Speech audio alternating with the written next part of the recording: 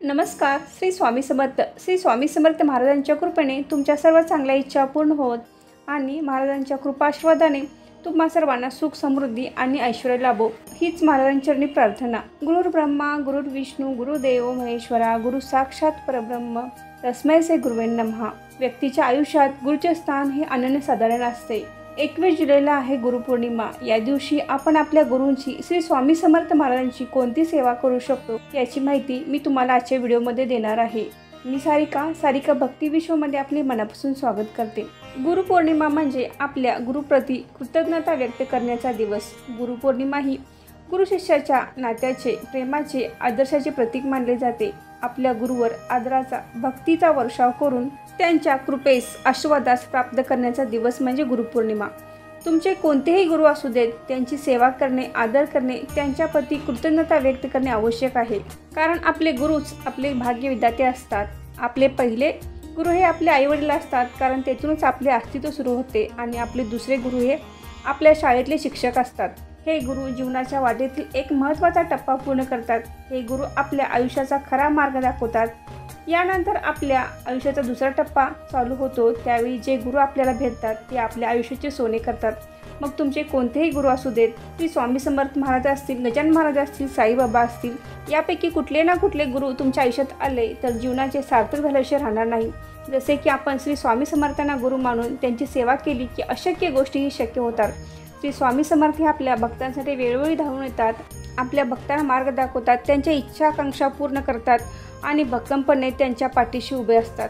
गुरुपौर्णिमा म्हणजे आपल्या गुरुप्रती असणारी श्रद्धा, प्रेम दाखवण्याची एक सुवर्ण संधी. गुरुपौर्णिमेला आपण आपल्या गुरूंची सेवा कशी करू शकतो तर आपण आपल्या गुरूंची अनेक प्रकारे सेवा करू शकतो. कोणी 21 दिवसाची सेवा करेल, कोणी 11 दिवसाची सेवा करेल. ज्यांना 21 दिवसाची सेवा करणे, 11 दिवसाची सेवा करणे शक्य नाही ते साप्ताहिक सेवाही करू शकतात. या 7 दिवसामध्ये तुम्ही श्री स्वामी चरित्र सारामृत पारायण किंवा श्री गुरुचरित्र पारायण करू शकता. तसेच तुम्ही रोज 11 वेळा तारक मंत्राचे अनुष्ठान करू शकता. ज्यांना काहीच करणे शक्य नाही त्यांनी श्री स्वामी समर्थ या मंत्राचा तुम्हाला जमेल इतका जप करावा. या पद्धतीने तुम्ही साप्ताहिक सेवा करू शकता. 21 जुलैला आहे गुरुपौर्णिमा. पौर्णिमेचा कालावधी हा 20 जुलैला सायंकाळी 5:59 पौर्णिमा सुरू होते व दुसऱ्या दिवशी 21 जुलैला दुपारी 3:47 पौर्णिमा आहे. म्हणजे आपण गुरुपौर्णिमा ही 21 जुलैला साजरी करावी.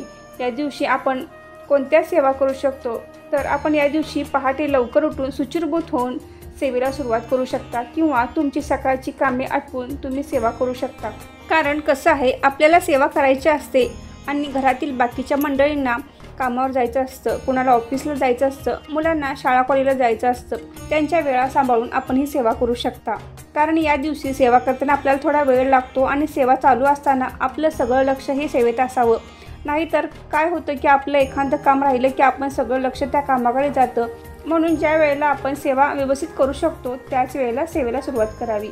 आता सेवा कशी करावी तर तुमच्या घरी महाराजांचा फोटो असेल तर फोटो स्वच्छ कापडाने पुसून घ्यावा. त्या फोटोला हिना अत्तर लावावे. महाराजांच्या फोटोला हार, फुले, गंध अर्पण करावे. मग तुम्ही त्या फोटोसमोर बसून एक वेळ गणपती अथर्वशीर्ष, एक वेळ पुरुष सूक्त, एक वेळ श्री सूक्त व पवमान सूक्त म्हणावे. आपल्याला शक्य असेल तर एक वेळ रामरक्षा स्तोत्रही म्हणावे. आपल्या घरी जर महाराजांची मूर्ती असेल तर मूर्ती स्वच्छ पाण्याने धुवून घ्यावी. त्यानंतर मूर्तीला पाण्याने अभिषेक घालावा. अभिषेक घालत असताना आपण एक वेळ गणपती अथर्वशीर्ष, एक वेळ पुरुष सूक्त, एक वेळ श्री सूक्त व एक वेळ पवनाम सूक्त म्हणावे. त्यानंतर तुम्हाला शक्य असल्यास रामरक्षा स्तोत्र म्हणावे. रामरक्षा स्तोत्र हे 9व्या ओळीपर्यंतच म्हणावे. या सर्व सेवा दिंडोरी पंडित नित्यसेवेच्या पुस्तकात आहेत, त्या बघून तुम्ही म्हणू शकता. जर तुम्हाला येत नसतील किंवा तुमच्याकडं पुस्तक नसेल तर तुम्ही यूट्यूबला लावून ऐकून म्हणूही शकता. त्यानंतर महाराजांची मूर्ती पाण्यातून काढून स्वच्छ पुसून घ्यावी. महाराजांना वस्त्र प्रदान करावे. महाराजांना या दिवशी शक्यतो पिवळ्या रंगाचे वस्त्र घालावे, फेटा घालावा, हार, फुले अर्पण करावीत. अभिषेक घातलेले पाणी हे घरातील सर्वांनी तीर्थ म्हणून घ्यावे. या दिवशी नैवेद्य दाखवताना तुम्ही जे काही घरी बनवले आहे त्याचा नैवेद्य महाराजांना दाखवावा.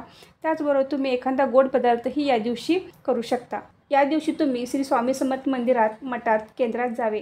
मंदिरात जाताना आपण पिवळी मिठाई किंवा केळी प्रसाद म्हणून घेऊन जावीत किंवा तुम्ही या दिवशी पिवळे वस्त्र, पिवळी मिठाई दानही करू शकता.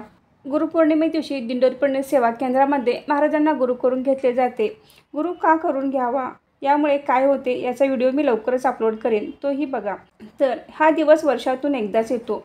गुरुपौर्णिमेला आपल्या गुरूंची मनोभावे जितकी जमेल तितकी जास्तीत जास्त सेवा करून गुरूंचे आशीर्वाद घ्यावेत. आपल्या आयुष्यात गुरूंचे स्थान हे अनन्यसाधारण आहे. आपल्या आयुष्यात जर आपल्याला चांगले गुरु भेटले तर आपल्या जीवनाचे सार्थक झाल्याशिवाय राहणार नाही. आपल्या गुरुप्रती असणारी श्रद्धा निष्ठा कायम ठेवावी, कारण देव कोपला तर गुरु वाचू शकतो, पण गुरु कोपला तर देवही वाचू शकत नाही. श्री स्वामी समर्थांसारखे गुरु आपल्या आयुष्यात येणं आणि आपण त्यांची सेवा करणं हे खूपच पुण्याचं काम असतं. ज्याच्या आयुष्यात श्री स्वामी समर्थांसारखे गुरु आहेत तो खूपच भाग्यवान समजावा लागेल, कारण आपल्या भक्तांच्या पाठीशी कायम उभे असतात. त्यांच्या आयुष्यातील दुःखे नाहीसे करतात व त्यांच्या आयुष्यातल्या अशक्य गोष्टीही शक्य करतात. तुम्हाला जर संधी मिळाली श्री स्वामी समर्थांना गुरु करून घेण्याची, तुमच्या आसपास जर केंद्र असेल तर तेथे जावा. तुम्ही स्वामी समर्थांना गुरु करून घ्या. गुरु कसा करावा, त्याने आपल्या आयुष्यात काय फरक पडतो याची माहिती मी लवकरच तुम्हाला देईन. आजचा व्हिडिओ मी इथेच थांबवते. तुम्हाला हा व्हिडिओ कसा वाटला कमेंट करून नक्की सांगा. व्हिडिओ आवडल्यास व्हिडिओला लाईक करा, शेअर करा आणि सारिका भक्ती विश्व या यूट्यूब चॅनल सबस्क्राईब करा. धन्यवाद.